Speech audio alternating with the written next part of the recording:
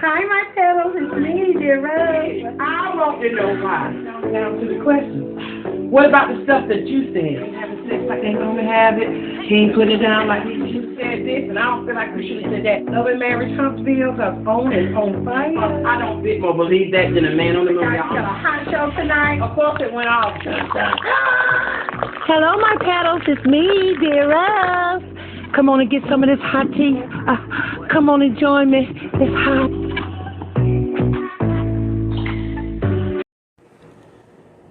Hello, my petals. It's me, dear Rose, back with another video. I stumbled upon this information this morning, and I wanted to let you guys know an update of what's going on between the feud with Cora Jakes and Michelle Loud. So Michelle Loud posted a video on Instagram alleging that Cora Jakes or the Jakes family has something to do with her home being burglarized the other day. So upon arriving back home from an outing she had with her family, Michelle Loud says she walks up to her door. She noticed that her door is ajar or had been vandalized or someone had entered her home. So she enters her home and she looks and sees that her house is in total disarray. Everything is strewn around. She can tell that someone had been searching her home looking for something. So she says she immediately checks the children's room. Their televisions and things like that are still there. Their laptops and things that they use, Game Boys or whatever, all those things are still there. So she begins to search the house. She's seeing that things are just strode around. Drawers are pulled open. Things are opened up, cabinets and things like that. So she says she goes into her room. Upon entering her bedroom, she notices that everything in her room is destroyed. She could tell that that was the center of the place that they were looking for, whatever they were looking for. She noticed that her television is still there, but her laptop is missing, her safe, and a manila envelope with some of Jason's court proceedings, like his final judgment and things like that, she states is missing. Now, inside the safe, she alleges that the children's birth certificates, their social security numbers, social security cards, some other pertinent information, and cash that she keeps to pay her bills are inside the safe. Okay. So, that's including her utilities and rent money and things like that is important information. And also, if I haven't mentioned, I think she said they took her laptop as well. Okay. So she can tell that her room was the center of where they were looking for whatever it was that they wanted. Okay. So, because jewelry wasn't taken, because her televisions and things like that was still there, she knew that whoever the assailants were, they were looking for something in particular, okay? So, she did call the authorities. She did ask the police to come investigate the burglary. Upon investigation, they did see that things were taken, things were strewn around or whatever. They did question the neighbor. The neighbor stated that she saw some suspicious activity that day, but she really didn't. She just shrugged it off. She saw 2 black SUVs. She said one was circling the neighborhood once or twice, and then the second SUV pulled up to in front of Michelle's residence. So I don't know if she has a driveway or if it's like a pull up to a curb type of thing. But she said the SUV pulled up and she wasn't able to see above the SUV because, you know, those Cadillac SUVs or Escalades, they're large, very large vehicles, either Suburbans. They're very, very large vehicles. So she wasn't able to see over the vehicle to see if they had entered her residence or not. But she said she kind of shrugged it off, didn't pay any attention, but she did notice the suspicious vehicles were in their neighborhood. So the neighbor was able to give a description of the vehicles, that they were black SUVs, and she did give all that information to the police. Now, we don't know anything about the investigation going forward. She hasn't posted any updates on what they, whether they took fingerprints or anything like that. She did say her neighbor had a Ring, camera, like those Ring things that have in the doors, and that thing gives a good circumference. It does video a lot, okay? It can see from left to right, up and down, and any motions and things like that. So hopefully they will be able to take a look at that Ring camera and see if they can see any of the assailants' images of them or anything. So thank God that the neighbor did have like that Ring camera, okay? Also, another key point in the video was she stated that a day or so before the break-in that Cora Jakes, allegedly in my words, contacted her. Cora Jakes contacted her. I don't know if it was via email or text, or if it was a telephone conversation. But she did say that Cora Jakes contacted her, and a supporter of Cora Jakes reached out to her as well. And this is what's leading her to believe that they allegedly had something to do with her home being burglarized, and that they were looking for something in particular. Now, again, I stated they took the safe that included the children's birth certificates, their social security cards, other information, monies. That was in the safe. She said there was a manila envelope with Jason's court proceedings and the final judgment and things like that were in that envelope. And also, she said they took her laptop. Okay? But she made a statement that was really catching to me was, why would you think I would keep very, very important information about Jason's case in my home? Why would you think that I would be stupid enough, this is what she says in the video, that I would keep that information here? Something is missing with this commentary between the two. She's done an interview with Tasha K. Shout out to Tasha K and the Winos. Michelle Loud has done an official interview with Tasha K a couple of years back. I've heard Cora Jakes' version of just because you're a birth mom doesn't make you a mom and things like that on her Instagram post that she posted, okay? We've heard kind of sort of both stories. We've heard Michelle's plea for Cora to let her have some type of visitation with Jason. At one time, I think she did allow Michelle to have some type of visitation with the young man. But now, as time has gone on, I think that's even stopped, okay? Now, we do know that there was some SA and some SV going on in the Jakes home, because we do know as public information that the husband ex-husband now, is incarcerated for some alleged charges that's been brought up against him. But that's another story. We're not talking about that at this time. But we do know the history of things that were going on. Now, I thought in my mind that once they had indicted him or proven him being guilty of the allegations that were brought against him, that the children would be removed from the home. I just really thought that that would be the door open for her to at least see Jason or get some type of partial custody or be able to have some visitation with Jason.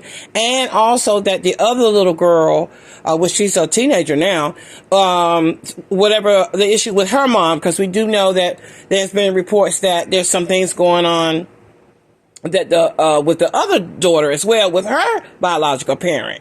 Okay, that she was deported. This is all alleged, that she was deported after she gained custody of her and things like that.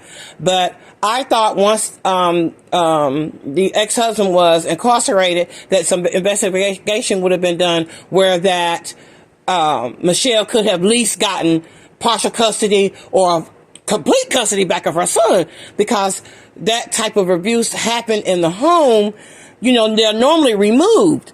But as she stated in the video, she doesn't feel like she has a leg to stand on because the presence of the Jakes are so prominent in her county, in her city, that she doesn't have anyone to help her. I don't know if she doesn't have the means to seek legal counsel, if she doesn't have the means to hire a lawyer, or she doesn't feel she would get proper representation if she was to try to take them to court again or have this open back up. I don't know. But she did repeat over and over again that they're not going to scare her anymore. They're not going to attempt to intimidate her or put fear in her, that she's going to fight to get visitation or to see her son, or either to regain custody of her son. And her last words in that video was, "Help me get Jason back." And that really touched me when she said that. You know, children are innocent, and adults tend to use children as pawns. But let me go back a little bit. When she said that, "Do you think I was stupid enough to leave the most important information here in the home, knowing how you are, knowing what you guys will do to me, you know, to try to get this information?" I believe, in my opinion, it's a little bit more to this case than we know. I don't know if there was some type of a document signed, some type of agreement or whatsoever. I don't know. I don't know what happened, but whatever this information is, whatever this evidence is, Michelle has it. And she may have threatened to use that. This is all alleged. She may have threatened to come out with it or use this document to further get her child. I don't know. But whatever they were looking for, from the words of Michelle, they didn't find it. They may have gotten some important information like far as his court proceedings, but she can get copies of those things. She can get copies of the kids' birth certificates again, and she also can get copies of their social security cards. So those are things that can be replaced. But whatever this information is that they're looking for, I don't think they found it. This is all alleged again. She thinks because she heard from Cora a couple of days earlier before the burglary took place, and she heard from the supporter that this may have something to do with it. I don't know. I wish that she did have someone in her corner that would help her seek legal counsel or to help mediate this situation. And people are always confessing Christ and hollering, Lord, Lord, and all of this. But if you have the Holy Spirit within you, you know right from wrong. Okay? If Cora has any bit of love in her heart and that she says she's a child of God, she will see that Michelle is hurting and she just wants to have some type of communication with her son. She should allow some type of visitation. I mean, I don't know what, could be going through her mind, Cora I'm speaking of, that would, once this young man grows up, he's going to go back and see all these things. All this stuff is documented. All of these things. I wouldn't doubt if he's overheard conversations. I wouldn't doubt if he's already seeing this type of stuff online because he's a teenager now. He's a young teenager. If he's not a preteen, he's already a teenager. And I wouldn't doubt if his friends haven't brought it up to him because they've heard their parents discussing it. At one point, this child is going to become old enough where he can make a decision whether he wants to see his biological mom or not. And I wouldn't want to be in Cora's position of having to defend my actions when he was a minor against his mom. Come to some type of mediation. Come together with her before it's too late. With all this going on in the Jakes camp, I wouldn't want any added pressure. I wouldn't want to put any more added pressure to all the things that's going on publicly with that family. I would try to nip some of this stuff in the bud, and this would be one of them. This young lady is accusing, allegedly, of the Jakes family or Cora Jakes of burglarizing her home and looking for some type of information concerning the Jason adoption or the custody of Jason. So if I were the Jakes camp, I would, and I noticed that I don't see Cora a lot, in social media. I know she's had some weight loss. I know she's kind of advertising that she's lost weight and she's getting more healthier, things like that. I haven't really seen her publicized in any of the information, any of the things that's going on with her father at this time. I'm not sure if she's just doing that on purpose, if she's not, coming out or speaking out. I have seen Sarah, around her dad, rallying around her father during this time, but I haven't really seen Cora. So I don't know if they have advised Cora not to because she has this thing going on over her head and that will only add fuel to the fire. But this is not a good look for this young lady to feel like you all are stalking her, intimidating her, terrorizing her, threatening her, or putting any type of fear on her just because she wants to have a relationship with her son. This should not be. This should not even be said. The Bible says, don't let your good be evil spoken of. The very presence of evil and things like that, it's not a good look. This is what turns people away from turning to God or having faith or going to church or believing in leaders and things like that. This type of behavior is what causes people not to turn to God. It is the behaviors of people that claims that they are Christians, they love God, they're a child of God, and things like that. So I would encourage all parties involved to come to some type of mediation. And Michelle, I pray that you get some type of legal representation. You really deserve to see your child. This is such a sad situation. And I will report more on this as I continue to try to investigate or keep up with the story. But again, I want to thank you all for tuning into my channel. If you do like my content, please like, subscribe, and join. Share this content. Again, I'm going to try to be consistent with my content this year and keeping up with all the headline news and things that's going on, current events, and try to bring you the very best content that I can. Again, all my information will be down in the description box. I am Dear Rose. My channel is plus size T with Dear Rose, and you can reach me at just4rose66@hotmail.com. I am on Instagram at plus size T with Dear Rose and TikTok plus size T with Dear Rose. All right. Again, thank you for joining me today. I love you all. Smooches.